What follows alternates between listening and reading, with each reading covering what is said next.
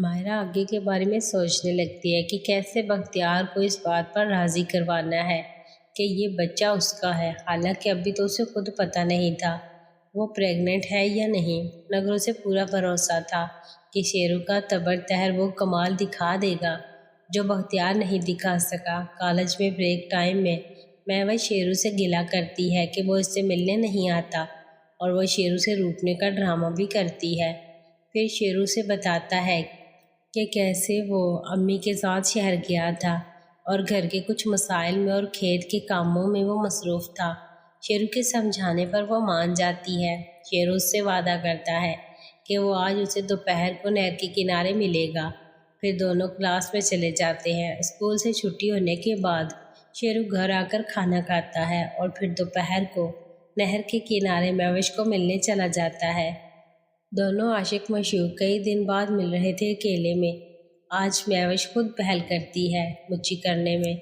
वहीं शेरू तो छोटी मामी के साथ मैच खेल कर इस खेल के मज़े को जान चुका था। मुच्ची करते हुए शेरू महविश के बल्ब से खेलने लगता है। महविश के बल्ब अभी छोटे थे, टेनिस बॉल के जैसे, मगर थे बहुत ठोस, जिनसे खेलने में शेरू को अजीब मज़ा मिल रहा था। महविश के लिए यह नया एहसास था। आज तक किसी ने उसको छुआ नहीं था। महविश इस अनोखे एहसास में डूबती जा रही थी।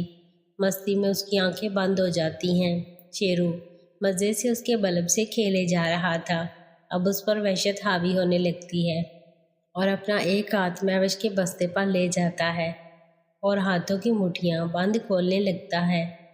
महविश इस दोहरे हमले को बर्दाश्त नहीं कर पा रही थी। वो अपनी एड़ियाँ उठाकर शेरू से चिपकने लगती है। दोनों मस्ती में खोए हुए थे, तब भी उन्हें किसी की आहट सुनाई देती है। कोई उनकी तरफ आ रहा था। महविश घबरा कर जल्दी से वहाँ से निकल जाती है। शेरू झाड़ियों में छुप जाता है। थोड़ी देर में गांव की कुछ औरतें कपड़े उठाए नहर किनारे धोने आती हुई दिखती हैं। शेरू फिर उनके दूर जाते ही वहाँ से निकलकर खेतों में चला जाता है, जहाँ दिलदार मामाओं से मिलते हैं। फिर कुछ खास नहीं होता और शाम होने से पहले दोनों घर आ जाते हैं। घर पर आते ही सरवर शेरू को सहन में ही बैठा मिलता है, जिसके चेहरे पर खुशी झलक रही थी। सरवर, क्यों बरखुरदार, कहाँ से आ रहे हो? शेरू, जी वो मामा जी के पास खेतों में था।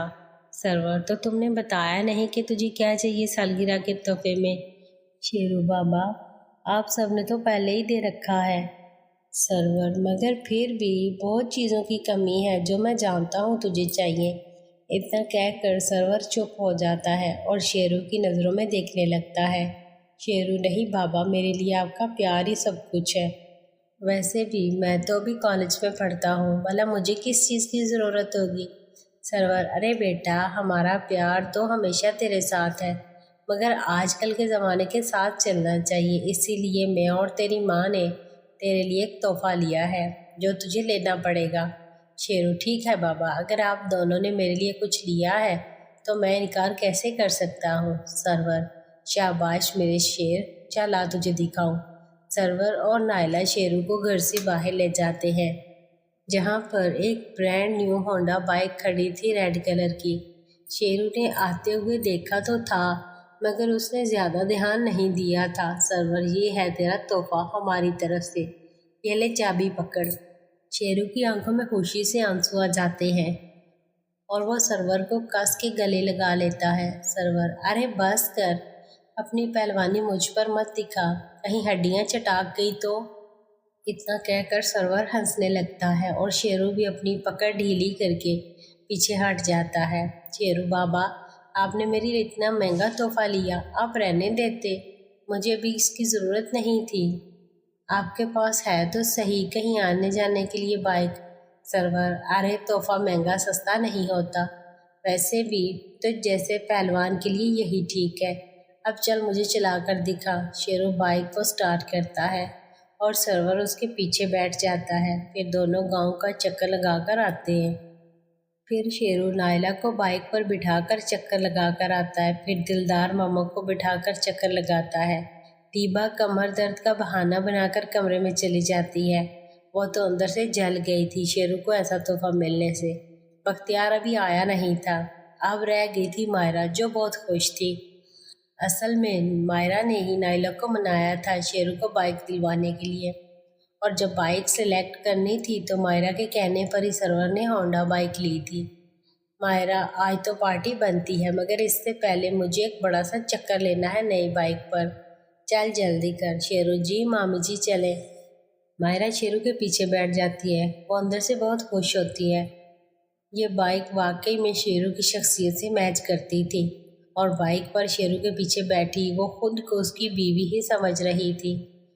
مائرہ چل گاؤں سے دور لمبا سا ایک چکر لے کر آتے ہیں۔ شیرو گھر پر سب انتظار کر رہے ہیں، وہ پریشان ہوں گے۔ مائرہ وہ میں دیکھ لوں گی، تو چل مجھے لمبا چکر لینا ہے۔ گاؤں سے تھوڑا دور آتے ہی مائرہ پیچھے سے شیرو کو کس کر پکڑ لیتی ہے، جس سے اس کے بلب شیرو کی پیٹھ پر چبھنے لگتے ہیں۔ شیرو یہ کیا کر رہی ہو آپ، کوئی دیکھ لے گا۔ مائرہ تو ڈر مت، اندھیرا ہو رہا ہے، کوئی نہیں دیکھے گا، مجھے بس یہ پل تیرے ساتھ انجوائے کرنے ہیں، تو نہیں جانتا میں کتنی خوش ہوں۔ شیرو اگر کسی کو پتہ چل گیا تو؟ مائرہ تو چپ چاپ بائک چلا۔ اتنا کہہ کر مائرہ شیرو کی گردن پر پاری کرنے لگتی ہے۔ شیرو کے اندر تڑپ بڑھنے لگتی ہے، شیرو کو بائک چلانا مشکل لگنے لگتا ہے، اور وہ بائک سائیڈ میں روک لیتا ہے۔ بائک روک کر وہ بائک سے نیچے اتر جاتا ہے۔ مائرہ سوال بھری نظروں سے شیرو کو دیکھنے لگتی ہے۔ آج دن میں شیرو نے مہوش کے ساتھ بھی مستی کی تھی، اوپر سے مائرہ نے بھی اس کی تڑپ کو بھڑکا دیا تھا، مگر شیرو کو جھجک محسوس ہو رہی تھی، آخر وہ مامی کے ساتھ کیسے پہل کرے، مگر اب اسے یہ برداشت نہیں ہو رہا تھا۔ مائرہ سمجھتی ہے شاید شیرو برا مان گیا ہے، مگر وہ شیرو کو خود سے دور ہونے نہیں دینا چاہتی تھی، اسی لیے آگے بڑھ کر وہ شیرو کے ہونٹوں پر گلابی پنکھڑیاں رکھ دیتی ہے۔ شیرو تو پہلے ہی اسی تلاش میں تھا، وہ بھی ٹوٹ پڑتا ہے۔ دونوں کے پارے اب جنگلی طریقے سے ہونے لگتے ہیں۔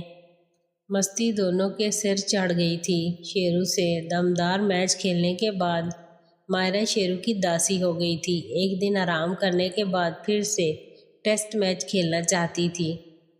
شیرو تو جیسے آج پاگل ہو گیا تھا، مائرہ کے اندر آگ بڑھتی جا رہی تھی، مگر ایسے راستے پر یہ سب کرنا خطرناک تھا، اس لیے وہ شیرو کو خود سے دور کرتی ہے۔ شیرو سوالیہ نگاہوں سے مامی کو دیکھتا ہے۔ مائرہ چل اب گھر چل، وہ سب انتظار کر رہے ہوں گے۔ شیرو کو بھی مائرہ کی بات سمجھ آ جاتی ہے، اور وہ چپ چاپ بائک سٹارٹ کر کے واپس چل پڑتا ہے۔ دونوں گھر آتے ہیں تو نائلہ پہلے شیرو کو مٹھائی کھلا کر اس کا منہ میٹھا کرواتی ہے، اور پھر شیرو سب کو مٹھائی کھلانے لگتا ہے۔ جب آخر میں مائرہ کو کھلانے لگتا ہے تو مائرہ ایسے نہیں چلے گا، مجھے تو پارٹی چاہیے۔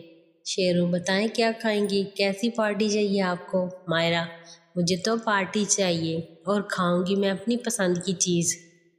شیرو کب چاہیے پارٹی؟ مائرہ دھیرے سے، آج رات کو تیار رہنا، میں اپنی پارٹی لے لوں گی اور اپنی پسند کی چیز بھی کھا لوں گی۔